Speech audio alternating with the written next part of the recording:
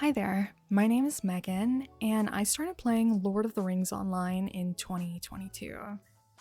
I've been streaming on Twitch for 10 years, and over time I've invited a lot of online friends to join me here in Middle-earth.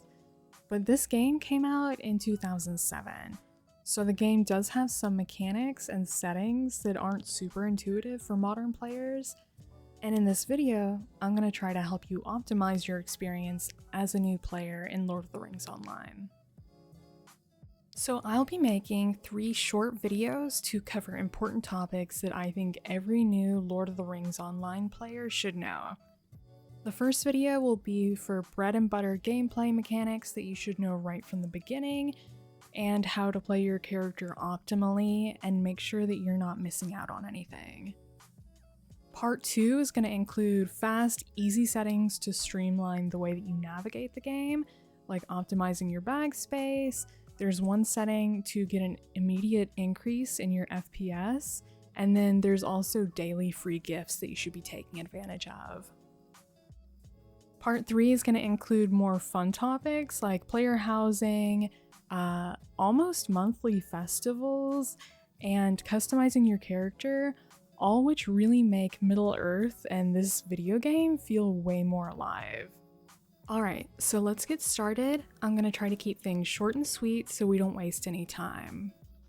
The first tip that I'm going to be giving you is about your trait tree panel, which you can access at level 2, and it's bound by default to the letter J on your keyboard. So in Lord of the Rings Online, you're going to have 3 different trait trees that you can choose from. They're going to be blue, red, and yellow. And for most classes, red is going to be your DPS spec, blue is usually for tanking or healing, and yellow is more of a support line where you can provide utility for raids or groups or crowd controls, debuffs, etc. Normally in Lord of the Rings Online, every time you level up, you'll gain 1 point into your trait tree. So as you level, keep that in mind to keep updating your tree. You can also save 2 totally different trait tree specs and swap between the 2 when you would like.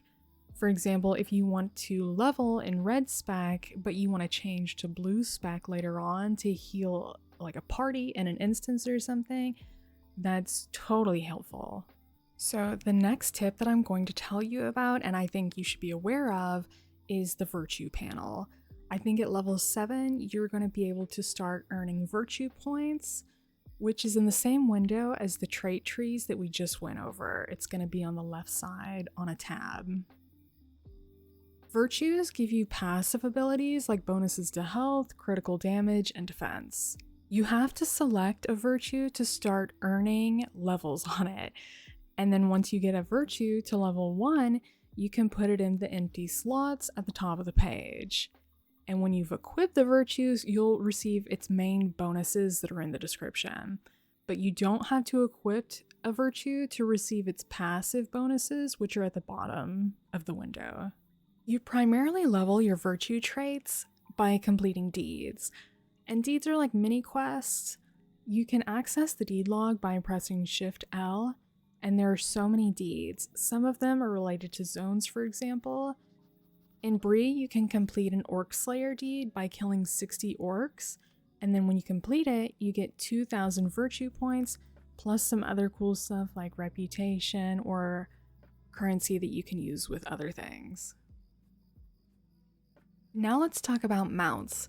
In Lord of the Rings Online, you'll get a quest at a pretty low level, usually around level 8, and it'll be called A Little Extra Steed. Make sure you do not miss or skip this quest. The game will provide a free mount in this quest, which will help you so much. I'll link the quest in this video's description to make sure that you find it.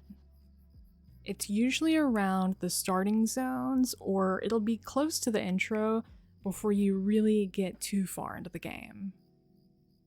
Next, let's talk about the Lord of the Rings Online in-game store. So, LOTRO is a free-to-play game. However, you can buy in-game items on their shop, and there you'll spend a currency called LOTRO points. So you can earn these points in-game or spend real money to buy them in the shop. In the game, you can earn them by completing tasks like the deeds that we just spoke about. Some deeds will give you 5 LOTRO points or maybe 10. Over time, these points will definitely add up. In the LOTRO store, you can buy a lot of different things. For example, you can buy experience boosts, deed boosts, and cosmetic items. In this last section, we're going to be discussing milestones and Stablemasters.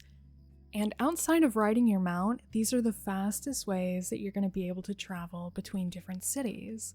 You have a milestone that can be used once every hour to instantly travel to a destination that you choose. You can access this ability in your skills panel window when you press K. Most cities have a milestone marker. There you can update your milestone point if you want to. For example, if you want your milestone to be in Bree, you have to go to the Bree milestone marker and use that item to update your milestone. In Lord of the Rings Online, Stablemasters will help you travel between cities from point A to point B. When you visit a Stablemaster, they'll provide you a list of cities that are connected to their route. Some large city hubs are available to use immediately, but many Stablemasters must be discovered to unlock that travel ability. If you see a Stablemaster with a blue icon above their head, make sure that you click on them to learn that available city so you can use it later. We've covered a lot of information in this video, and I hope that you found it helpful. In part 2, I'll be discussing quality of life settings to streamline the way that you navigate Lord of the Rings Online. I hope to see you in the next video.